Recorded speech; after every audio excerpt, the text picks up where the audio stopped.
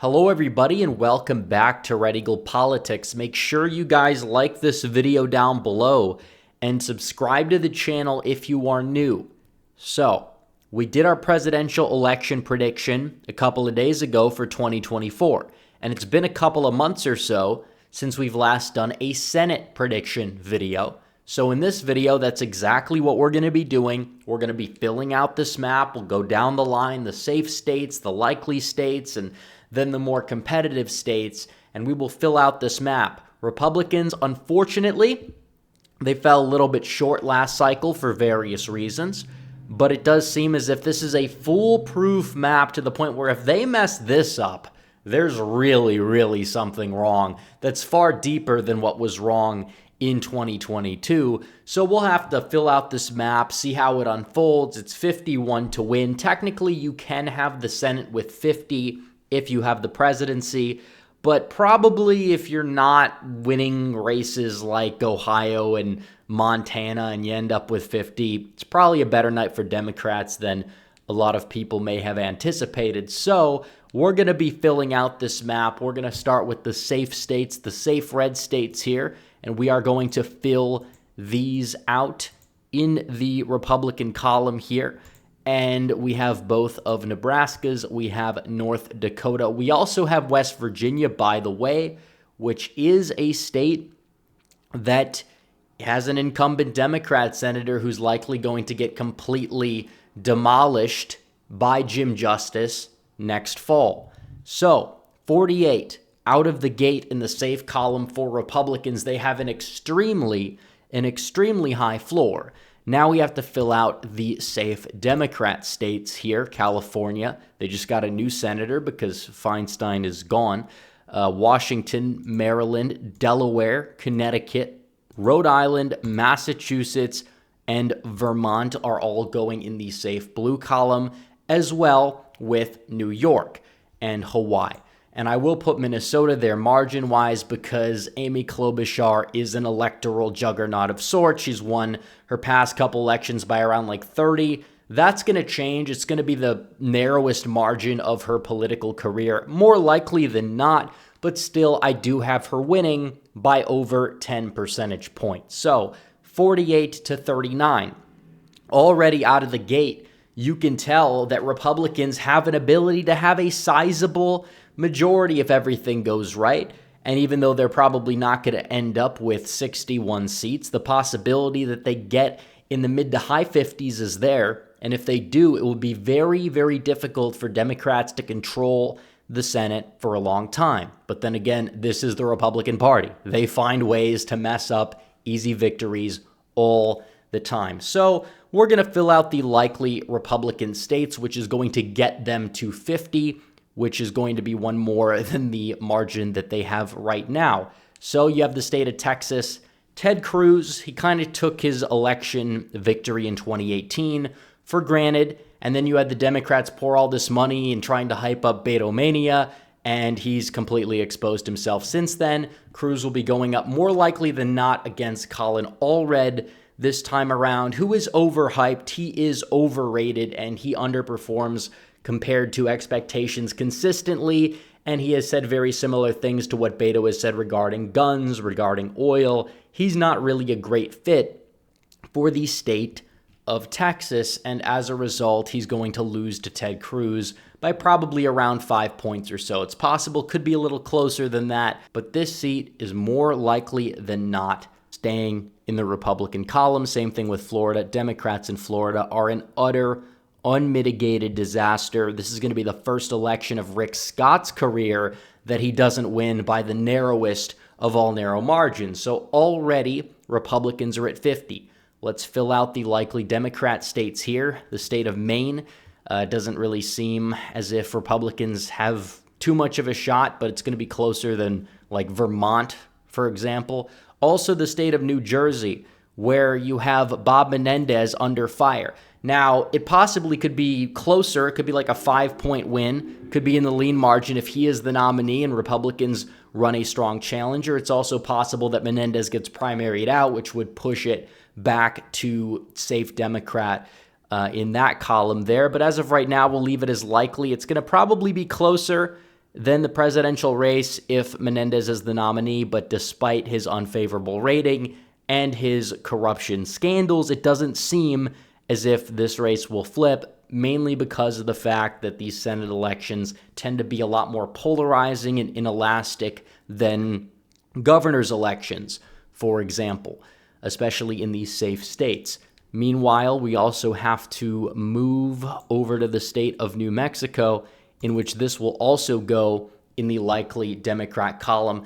I don't know who the Republicans are going to field. It doesn't really seem as if they have a candidate that's really all that capable of going out there and winning, especially given the fact that the state party is relatively incompetent. So 50 to 42, there are 8 competitive races that will either go in the tilt or the lean column. We're going to fill out the lean Republican states first. We're going to start off with the state of Ohio. Sherrod Brown is another one of these incumbent fake moderates that vote with Biden over 90% of the time. And back during the Trump presidency, he had a voting record that was very similar to somebody like Elizabeth Warren, especially when you compare him to somebody such as Joe Manchin. So you're looking at that there. Republicans are going to spend a lot of time and energy funding West Virginia, Ohio, Montana. Trump's probably going to take the state by around 10, possibly even by more than that. And Tim Ryan, who is probably the second best possible candidate that could run for a Senate seat in Ohio for the Democrats behind Sherrod Brown, he got completely swamped last year. He lost by like 7 points or so. I think Ohio, it's going to flip, especially because it's a presidential year and people really underestimate those Trump coattails in Ohio, especially in those swing white working class areas where Brown has performed respectably well for a Democrat in recent years.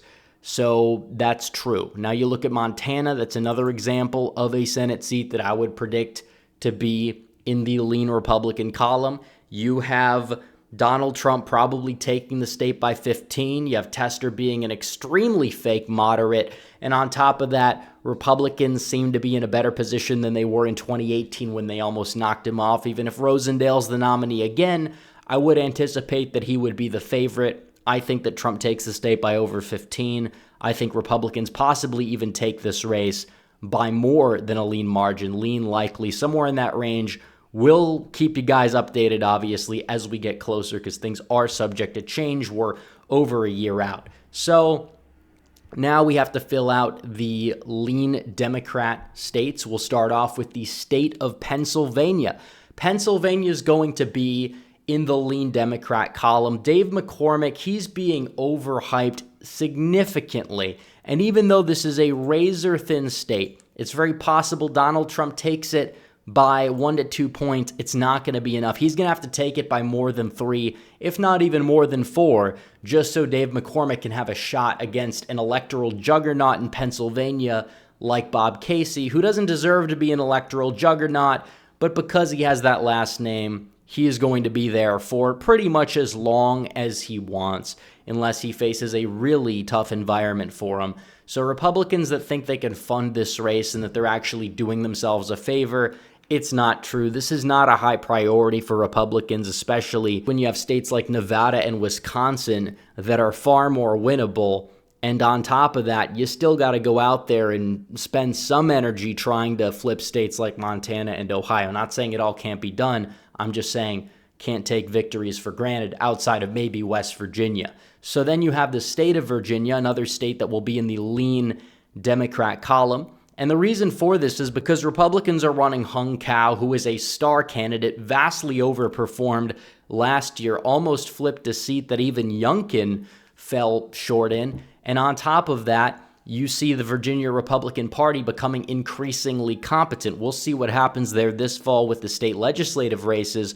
But nevertheless, it's very possible that this gets close. Let's say Trump turns a little bit of a corner, falls short in the state by like 7 to 8. It's very possible that Cao could get that race within 5 points. That's why I'm putting it in the lean Democrat column instead of the likely. And honestly, it might be a bold take, but maybe that race would be more flippable than Pennsylvania's. That's the way I see it right now. I'd actually put it at a higher priority, especially given the fact that Cao despite running in a Biden plus 10 state, is a lot more solid than somebody like Dave McCormick in Pennsylvania. So we have 4 states remaining. Will they go in the Republican column or the Democrat column? We'll have to fill these out. We're going to start off with the state of Michigan.